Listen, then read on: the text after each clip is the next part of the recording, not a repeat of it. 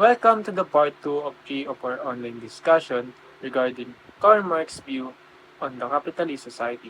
So without further ado, let's dive in to understand and answer more questions about his work, The Communist Manifesto.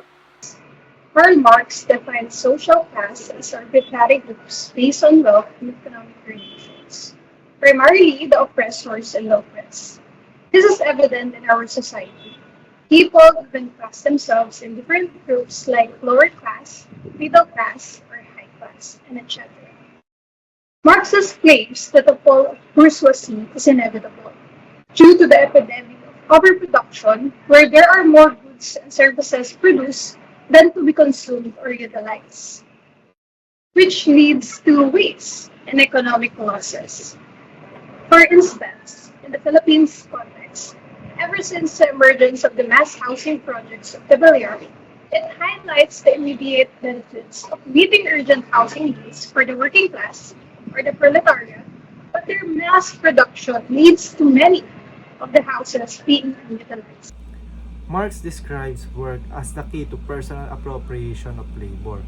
He described it as an appropriation that is made for the maintenance and the production of human life, meaning that it is the very treasure that made us evolve to modern civilization.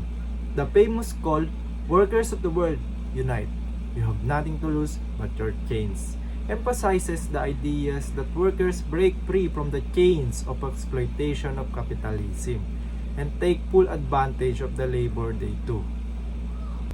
On the other hand, his thoughts on wealth under capitalism, that it is unfairly distributed with the bourgeoisie taking the most, whilst the proletarians only take portions of what they make, even though they do the most of the work, which we can see in his line, "For those of its members who work acquire nothing, and those who acquire anything do not work."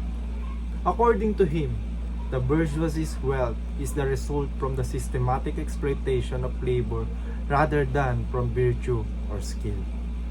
From the first part of the book, the bourgeoisie class gets more paragraph.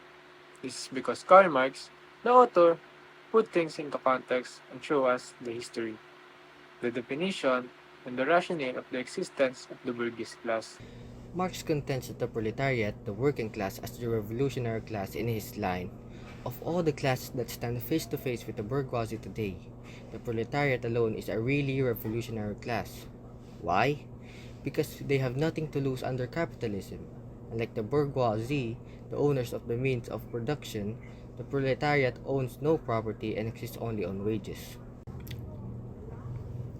This creates a system of deep exploitation, where labor creates tremendous amounts of value but captures only a minute fraction of the value that their work actually contains. The very contradiction of capitalism, where the few gain from the labor of the many, spurs class conflict. According to Marx, this conflict was inevitable to conclude with the demise of capitalism. So he famously referred to the proletariat as the gravediggers of capitalism, and that as economic exploitation increases, the workers will come together and overthrow the system.